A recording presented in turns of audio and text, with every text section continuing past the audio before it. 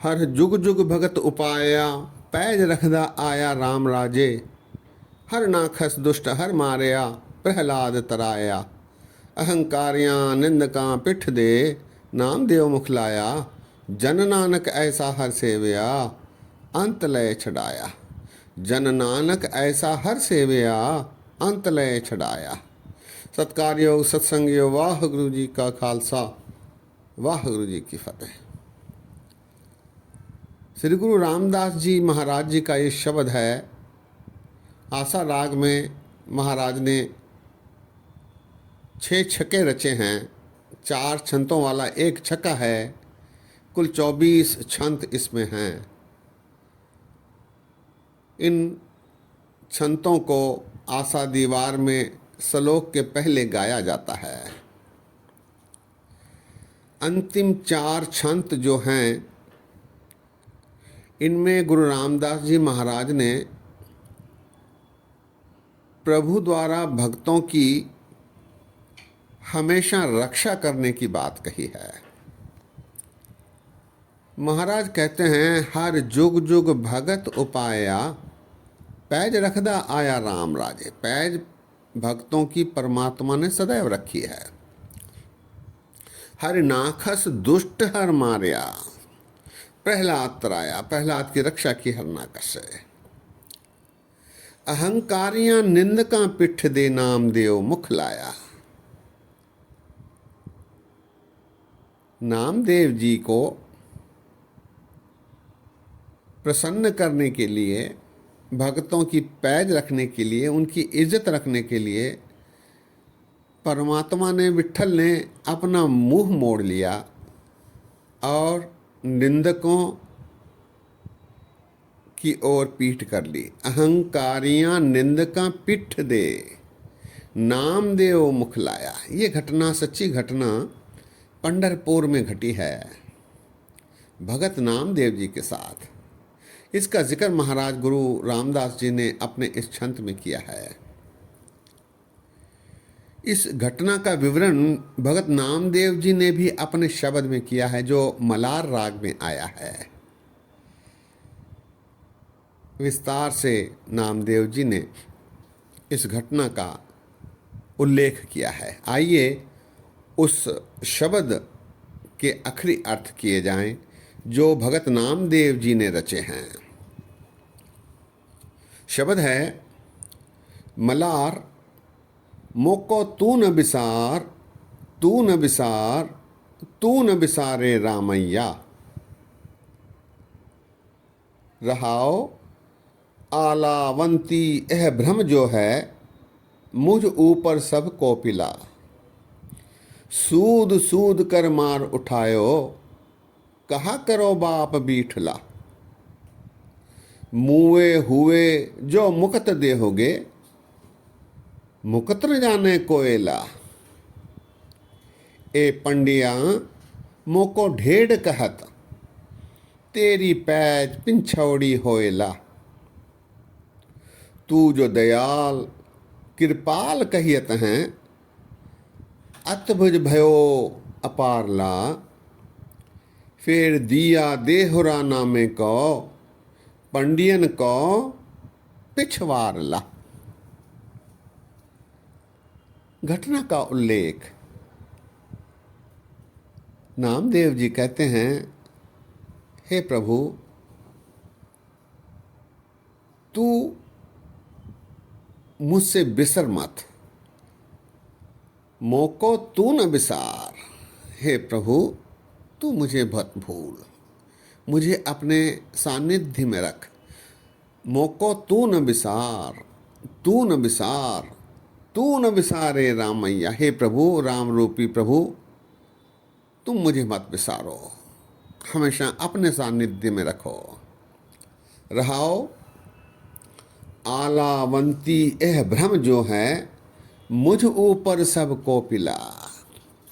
ये जो पंडे हैं, ये इस भ्रम में हैं कि वे ऊंची जाति के हैं। आलावंती, आलावंती अर्थात ऊंचे घर वाले, ऊंची जाति के, इस भ्रम में हैं। आलावंती यह भ्रम जो है, इनको ये जो भ्रम है कि वे ऊंची जाति के हैं, ये सब मुझ पर कोपित हैं, मुझ पर गुस्से में हैं, क्योंकि मैं मंदिर में आया हूँ तेरे दर्शन करने के लिए। मुझ ऊपर सब कोपिला, कोपिला कहते हैं कोप को, गुस्से को। आलावंती यह भ्रम जो हैं, मुझ ऊपर सब कोपिला, ये अपने आप को जो ऊंची जाति के समझकर मुझ जैसे नीची जाति के मनुष्य पर कोपित हैं, क्रोधित हैं, गुस्से में हैं। सूद सूद कर मार उठायो, कहा करो बाप बीठला। शूद्र शूद्र कह के मुझे मारते हुए मंदिर से बाहर धकेल दिए हैं, मंदिर के पीछे की ओर धकेल देते हैं, मुझे मंदिर से बाहर कर दिया है। सूद सूद कर मार उठायो, कहा करो बाप बीठला। हे बीठला परमेश्वर, अब मैं भला क्या करूं। आगे नामदेव जी कहते हैं, मुए हुए जो मुकत देहोगे, मुकत न जाने कोयला। मैं तो तेरा सच्चा प्रेमी हूं, तू मुझे मुक्ति देगा ही, लेकिन मरने के बाद यदि मुझे मुक्ति मिलती है तो भला ये कौन जानेगा, इन पन्नों को नसीहत कैसे प्राप्त होगी। मुए हुए, जब मर जाऊंगा तब यदि मुक्ति मुझे दोगे, मुकत न जाने कोयला, कोई फिर इस मेरी मुक्ति के बारे में जान नहीं पाएगा। इसलिए मुए हुए जो मुकत देहोगे, मुकत न जाने कोयला। आगे नामदेव जी कहते हैं, ए पंडिया मोको ढेड़ कहत, तेरी पैज पिंछौड़ी होएला। हे परमात्मा, ये जो पंडे हैं, ऊंची जाति के भ्रम में हैं, मुझे ढेड़ कहते हैं, ढेड़। सत्संगियों, ढेड़ शब्द अपभ्रंश बना है धेड़ का। धेड़ शब्द नीची जाति के लोगों को महाराष्ट्र, आंध्रा, तेलंगाना आदि क्षेत्रों में कहा जाता है धेड़। धेड़ का अपभ्रंश होकर नामदेव जी ने प्रयोग किया है ढेड़। ए पंडिया मोको ढेड़ कहत, तेरी पैज पिंछौड़ी होएला।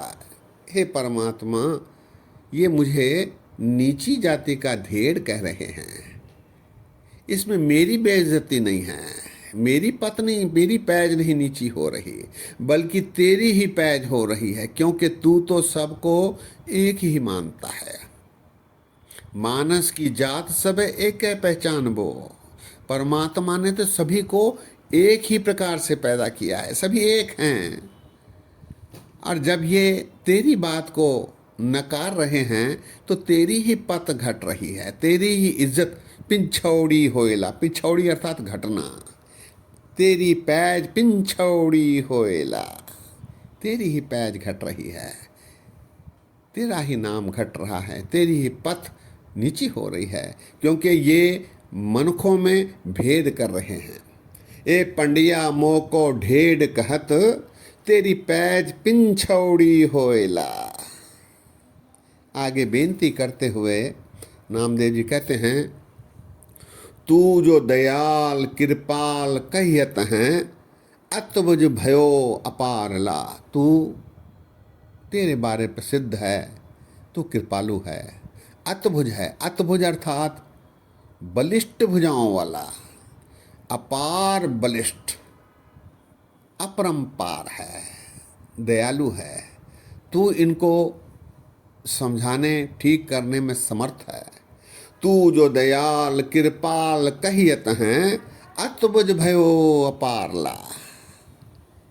ऐसी बेनती करने पर प्रभु ने कृपा करके जो भाणा वर्ता, उसे इस पंक्ति में नामदेव जी दर्शा रहे हैं। फिर दिया देहुरा नामे को, पंडियन को पिछवारला। प्रभु ने प्रसन्न होकर अपना मुख पीछे की ओर कर लिया, जहां नामदेव को धकेल कर बैठा दिया गया था, मंदिर के पीछे। मंदिर में मूर्ति का मुख पीछे की ओर हो गया। और पंडों की ओर पीठ हो गई। पंडियन को पिछवारला, पांडवों की ओर, ब्राह्मण की ओर उनकी पीठ हो गई। ये एक सच्ची घटना है जो पंढरपुर में वर्ती है। इसका उल्लेख इस शब्द के माध्यम से नामदेव जी ने किया है। गुरु रामदास जी महाराज जी ने इसकी हामी भरी। इसी का उल्लेख हर जुग जुग भगत उपाया पैज रखदा आया राम राजे वाले छंद में किया है। आइए इस शब्द को एक बार फिर पढ़ा जाए।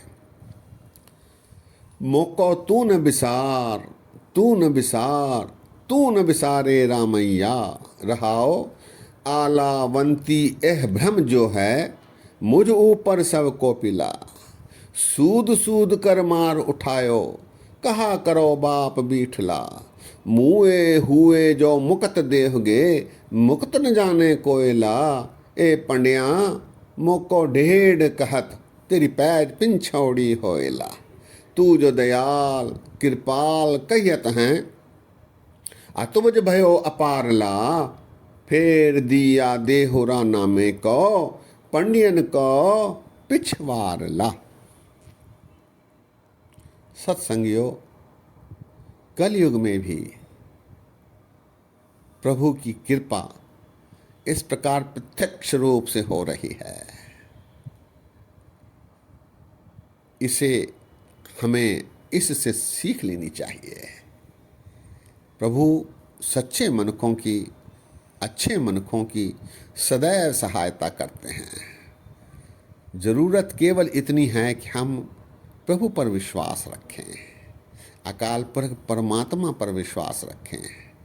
अकाल पुरख परमात्मा की प्रसन्नता प्राप्त करने के लिए गुरु के सानिध्य में जाएं, ताकि प्रभु की खुशियां प्राप्त हो सकें। सत्संगियों, आज ही विश्राम है। बोलते समय गलतियां हुई हैं, दास को अनजान जान कर क्षमा बख्शो। इतने वचन परवान करो। फतेह गजाओ। वाह गुरु जी का खालसा, वाह गुरु जी की फतेह।